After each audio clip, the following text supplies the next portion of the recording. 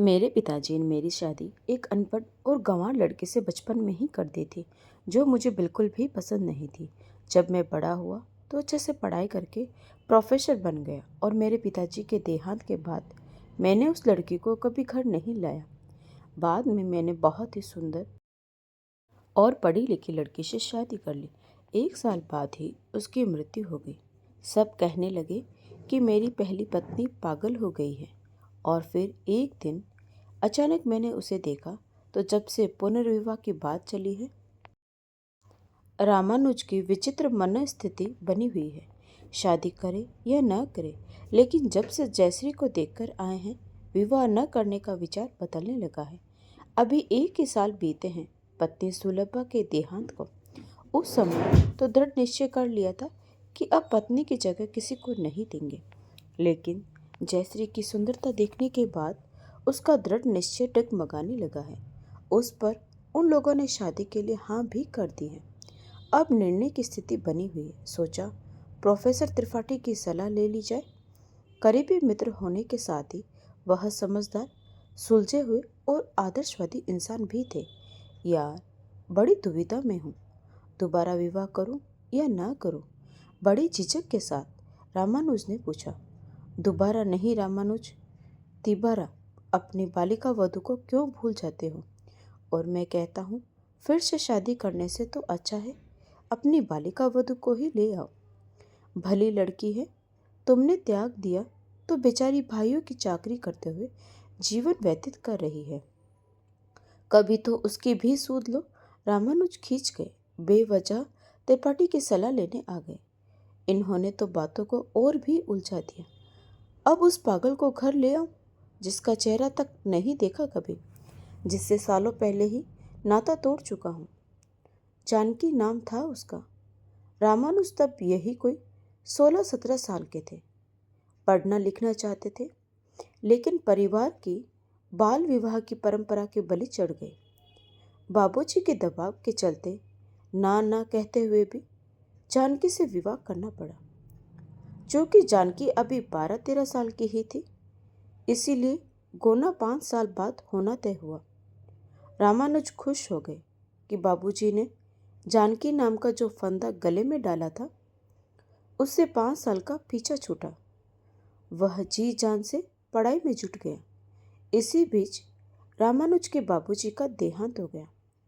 माँ तो पहले ही चल बसी थी।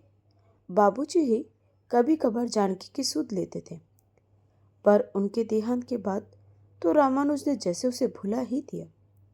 5 साल बाद जब जानकी के पिता ने गोने की बात छेड़ी, तो रामानुज ने अभी नहीं कहकर बात टाल दी। इधर पढ़ लिखकर वह प्रोफेसर बन गए। दिखावा पसंद तो वे थे ही। प्रोफेसर बनने के बाद अनपढ़ गंवार जानकी उन्हें अपनी गृहस्थी के लिए अनुपयुक्त लगने लगी। उन्होंने साफ साफ कह दिया कि ऐसी गंवार पत्नी को वह घर नहीं लाएंगे। और फिर कई लड़कियों को देखने के बाद उन्होंने सुलभा को पत्नी के रूप में चुना। अमीर घराने की सुलभा की सुंदरता, शिक्षा और रहन सहन के तरीके को देखकर रामानुज आनंदित हो गए। यह बात और है कि सुलभा ने कभी गृहस्थी का कार्यभार नहीं संभाला। सारे काम के लिए उसने नौकर रख लिए और खुद बन ठन दिन भर घर में बैठी रहती। लेकिन रामानुज को कोई शिकायत नहीं थी। इधर जानकी के बारे में कभी कभार सुनने में आ जाता कि उसका मानसिक संतुलन गड़बड़ा गया है। वह दिन भर बस पूजा पाठ और घर के काम काज में व्यतीत करती है। किसी से मिलना जुलना, उठना बैठना नहीं। लेकिन रामानुज इन बातों का कोई प्रभाव नहीं होता। वह तो बस सलीकेदार पत्नी सुलभा को पाकर मग्न थे। लेकिन उनकी खुशियों को शायद जानकी की हाय लग गई। पिछले साल सुलभा को ऐसा बुखार हुआ कि वह ठीक ही नहीं हो पाई। उसके देहांत के बाद एक बार फिर रामानुज अकेले रह गए। घर में 2 नौकर के साथ 1 साल तक सब यूं ही चलता रहा।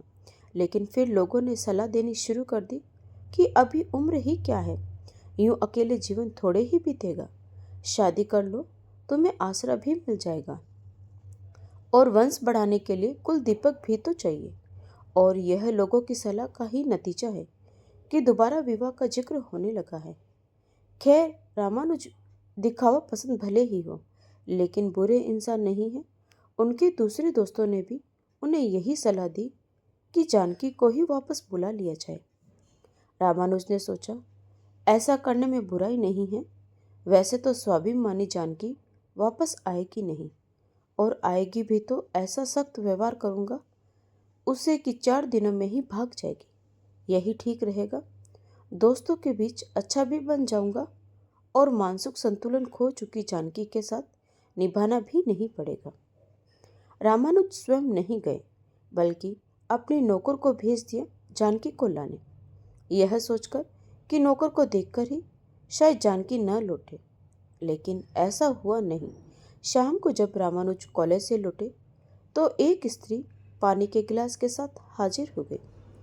रामानुज अचंभित थे। चाय बनाओ, कुछ नाश्ता करेंगे? वैसे नाश्ता तैयार है। स्त्री की आवाज़ सुनकर रामानुज चेते, लेकिन कुछ भी न बोलते बना, मैं जानकी हूँ, शायद आपने पहचाना नहीं मुझे। हाँ हाँ ठीक है। आवाज़ थोड़ी सख्त कर ली रामानुज ने, जैसे कि उन्होंने पूर्व योजना बना रखी थी। मुझे नाश्ता वास्ता नहीं करना, तो चाय ही पी लूँगा, थकान दूर हो जाएगी। यह कहकर बिना उत्तर की प्रतीक्षा किए जानकी रसोई की ओर मुड़ गई। रामानुज दंग थे। सुलभा जब तक जीवित रही, कॉलेज से लौटने पर कभी पानी का ग्लास तक लेकर नहीं खड़ी रही, न ही कभी चाय नाश्ता पूछा। उसके रहते यह जिम्मेदारी नौकरों ने ही पूरी की। तभी जानकी चाय ले आए। रामानुज चाय पीकर तरोताजा हो गए, लेकिन घर पर अधिक समय वह नहीं बिताना चाहते थे। जानकी उन्हें फंसाने की फिराक में है और वह उसे और मौका नहीं देना चाहते थे, इसीलिए फौरन निकल गए। देर रात घर लौटे तो जानकी सोफे पर बैठी इंतजार कर रही थी। देखते ही बोली, हाथ मुंह धो लीजिए, खाना लगा देती हूँ। क्यों, नौकर नहीं है क्या घर में? मैं उनसे खाना मंगवा लूँगा, तुम्हें तकलीफ करने की जरूरत नहीं। पति को खाना नौकर परोसे, ऐसे संस्कार मेरे नहीं। वैसे भी इतनी पूजा पाठ के बाद तो आपकी सेवा का मौका मिला है, उसे गंवाना नहीं चाहती। रामानुज के कुछ कहते नहीं बना। घर में इस तरह का संस्कार देखने का उन्हें सौभाग्य ही कहाँ मिला था। माँ बचपन में ही गुजर गई थी और पत्नी सुलभा को तो अपने बनावटी श्रृंगार से भी फुर्सत नहीं मिली कभी। वह हाथ मुंह धोकर खाने बैठ गए। पहली बार किसी ने प्यार से अपने हाथ से खाना बनाकर खिलाया था, वरना बचपन से लेकर अब तक नौकरों के हाथ का बना खाना ही खाया था उन्होंने, और उस प्यार की मिठास वह खाने के स्वाद में स्पष्ट महसूस कर सकते थे। लेकिन तारीफ नहीं की उन्होंने। वह चाहते ही नहीं थे कि कहीं जानकी यह न समझ बैठे कि उनका नाता जुड़ रहा है। वह चुपचाप खाना खाकर सोने चले गए। सुबह भी बिना किसी से कुछ कहे जल्द ही निकल गए, ताकि उस पतिव्रता से सामना न हो। लेकिन एक बात वह महसूस कर रहे थे कि वह दिन भर उनके दिलो दिमाग में नहीं हटी, बल्कि चक्कर काटती रही। कॉलेज से छूटने के बाद मित्र मंडली के साथ चौकड़ी जमाने की तो उनकी पुरानी आदत थी, लेकिन आज तो उनका घर जाने का ही मन नहीं हो रहा था। एक अजनबी स्त्री के रहते घर में जाना ठीक नहीं लग रहा था। अजीब सी उलझन थी मन में। वह पत्नी के सारे अधिकार जमाने की कोशिश कर रही थी, और वह बिल्कुल ही भूल चुके थे कि उससे कभी उन्होंने विवाह किया था। लेकिन देर रात ही सही, उन्हें घर तो लौटना ही था। घर लौटे तो फिर जानकी प्रतीक्षा में मिली। मैंने कहा था ना तुमसे कि मेरी चाकरी को नौकर है घर में, तुम्हें चिंता करने की आवश्यकता नहीं। नौकरों को तो मैंने छुट्टी दे दी है, मुझसे बिना पूछे। मैं आपकी पत्नी हूँ, निर्णय लेने का अधिकार है मुझे। अब मैं आ गई हूँ तो नौकरों की क्या जरूरत है? रामानुज खींच गए। यह तो बेवजह अधिकार जता रही है और घर में घुसपैठ करने की कोशिश भी कर रही है, लेकिन बोलते कुछ भी नहीं बना। उनसे रात भर सो भी नहीं पाए ठीक से, इसीलिए सुबह जल्दी उठकर भागने की उनकी योजना भी आज विफल हो गए। सुबह सुबह जानकी से सामना तो होना ही था। वह चाय की ट्रे लेकर बेडरूम में चली आई। रामानुज तो बेचारे अपने कपड़ों को संभालने में लग गए। तुम यहाँ क्यों आई? चाय देने? और मैं क्या आपके कमरे में भी नहीं आ सकती? बड़ी ढीठ है यह तो, हर रोज नए अधिकार के दावे से जीवन में प्रयासरत। ठीक है, रख दो चाय, मैं पी लूँगा। आप मुझसे नजरें चुराकर क्यों बातें करते हैं? इतनी बुरी शक्ल नहीं है मेरी कि सुबह देख लो तो दिन भर पानी नहीं मिले। यह कहते हुए वह खिलखिलाकर हंस दी और बाहर चली गई। पहली बार रामानुज ने जानकी को नजर उठाकर देखा था। जैसा सोचकर उन्होंने जानकी का परित्याग किया था, वह वैसी बिल्कुल भी नहीं थी। सुंदरता में सुलभा से 19 नहीं थी, ना ही उसका रहन सहन बेसलीकेदार था। हाँ, सुलभा की तरह मेकअप नहीं थोप रखा था, लेकिन उसकी सादगी में एक अलग ही बात थी। लेकिन अगले ही पल रामानुज को लगा कि वह यह सब क्यों सोच रहे हैं। उन्हें क्या मतलब है, वह चाहे जैसी दिखे। चाय पीकर जब वह नीचे उतरे तो घर एकदम बदला बदला सा लगा। पूरा घर अगरबत्ती की खुशबू से महक रहा था। शायद अभी अभी जानकी पूजा करके उठी थी। रामानुज ने नीचे आते ही प्रसाद की थाली लेकर जानकी हाजिर हो गई। पर रामानुज को इन सब में रुचि नहीं थी। मैं कभी पूजा पाठ नहीं करता और न ही ईश्वर में विश्वास करता हूँ।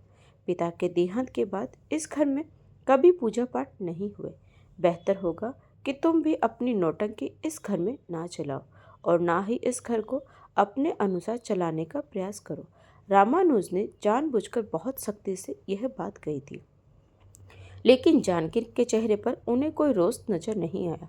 मैं अपने अनुसार घर चलाने का प्रयास नहीं कर रही हूँ। हाँ, लेकिन जब से इस घर में हूँ, पूजा पाठ का अपना नियम नहीं बदलूंगी।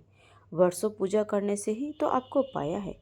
आप अगर पूजा छोड़ दूंगी तो ईश्वर समझेंगे कि मैं स्वार्थी हूँ। काम बन गया तो उन्हें भूला बैठी। रामानुज फिर अचंभित हो गए। जिस स्त्री का उसके पति ने अकारण ही परित्याग कर दिया हो, उस पति के लिए व्रत, उपवास और पूजा पाठ कोई स्त्री कैसे कर सकती है, और किस विश्वास के बल पर? शायद जानकी ने रामानुज के मन की बात पढ़ ली थी। मुझे विश्वास था ईश्वर मेरे साथ बुरा नहीं कर सकते। जन्म जन्मात्म का रिश्ता ऐसे टूटता है भला? इतना विश्वास एक ऐसे व्यक्ति पर जिसे परखने का मौका भी नहीं मिला कभी। नहीं, सब बकवास है। मुझे फंसाने और आकर्षित करने की कुशल चाल है यह, लेकिन मैं इसकी बातों में आने वाला नहीं हूँ। यूं ही 1 महीना कब बीत गया रामानुज को पता ही नहीं चला, लेकिन इस दौरान वह महसूस करने लगे थे कि जानकी की उपस्थिति अब उन्हें बुरी नहीं लगती। सच पूछो तो घर क्या होता है, कैसे जिया और संवारा जाता है, यह उन्हें जानकी के इस घर में आने के बाद ही पता चला था। उसकी हर बात, हर हरकत न चाहते हुए भी वह सुलभा से तुलना करते, और इस तुलना में जानकी हमेशा सुलभा को पछाड़ देती। लेकिन वह यह बात जानकी पर जाहिर करना नहीं चाहते थे। वह तो बात बात पर कड़वी बातें कहने और उसका अपमान करने का कोई मौका नहीं चूकते थे। लेकिन जानकी हर हाल में शांत रहती, बस चुपचाप जिम्मेदारियां निभाती हुई। कोई अपेक्षा नहीं, कोई सपने नहीं। शायद पति के घर में जगह मिल जाने के बाद उसका कोई सपना शेष बचा ही नहीं था। लेकिन इसी बीच एक घटना घट गई। रामानुज अपने बेडरूम में सोए हुए थे। आधी रात बीत चुकी थी कि बिस्तर पर किसी के हाथ का स्पर्श पाकर वह हड़बड़ा कर उठ गए। यह तो जानकी का हाथ था।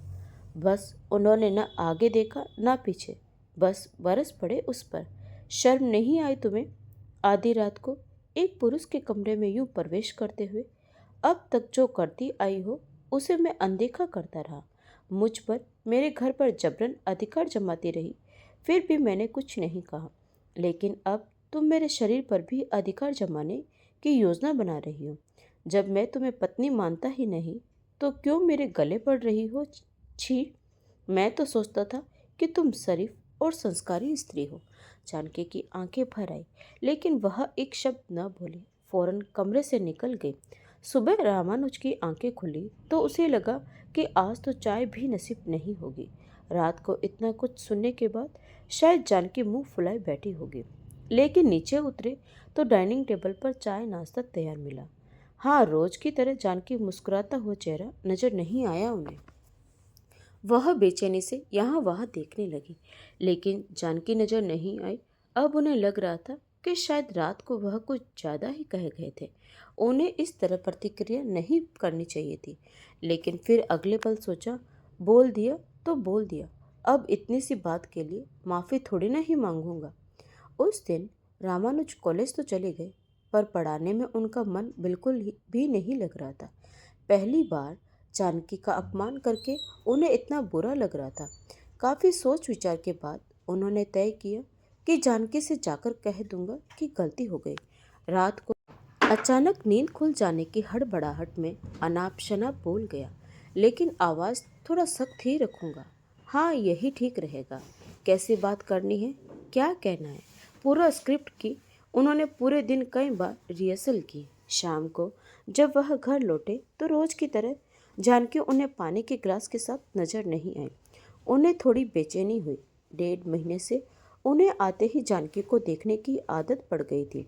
तभी नौकर गोपाल पानी लेकर आ गया। अरे, तुम कब आए? रामानुज ने पूछा। गोपाल बोला, मालकिन ने बुलावा भेजा था, कहा कि वह जा रही है, इसीलिए आपका ख्याल रखने के लिए मैं आज ही आ जाऊं। और हाँ, आपके लिए एक पत्र छोड़कर गई है। अच्छा, तुम जाओ और एक कप चाय बना लाओ, रामानुज ने कहा। गोपाल को भेजकर रामानुज तुरंत पत्र पढ़ने बैठ गए। पत्र में लिखा था, क्या संबोधन दूँ तुम्हें, समझ नहीं पा रही, इसीलिए बिना संबोधन के ही पत्र शुरू कर रही हूँ। जानती हूँ तुम खुश होंगे आज मेरे जाने से, और यह भी जानती हूँ कि मेरे आने के पहले ही दिन से तुम इसी प्रयास में थे कि मैं घर छोड़ जाऊं, इसीलिए बात बात पर मेरा अपमान करते रहे, वरना इतना बुरा बोलना तुम्हारा स्वभाव नहीं है। यह मैंने पहले दिन ही तुम्हारा चेहरे देखते ही पढ़ लिया था। तुम अपने लक्ष्य में सफल हुए। खैर, मुझे कोई शिकायत नहीं। ईश्वर ने पति सेवा का भले ही कुछ दिनों के लिए ही सही जो अवसर दिया, उसके लिए मैं उनकी बहुत आभारी हूँ। शेष जीवन इन्हीं दिनों को याद करके गुजार दूंगी। पत्र लिखने का कारण शिकायत करना नहीं है, बस अपनी सफाई देना चाहती हूँ। हालांकि झूठ को झूठ साबित करने की कोई ज़रूरत नहीं होती, और ना ही मुझे ऐसी आदत है।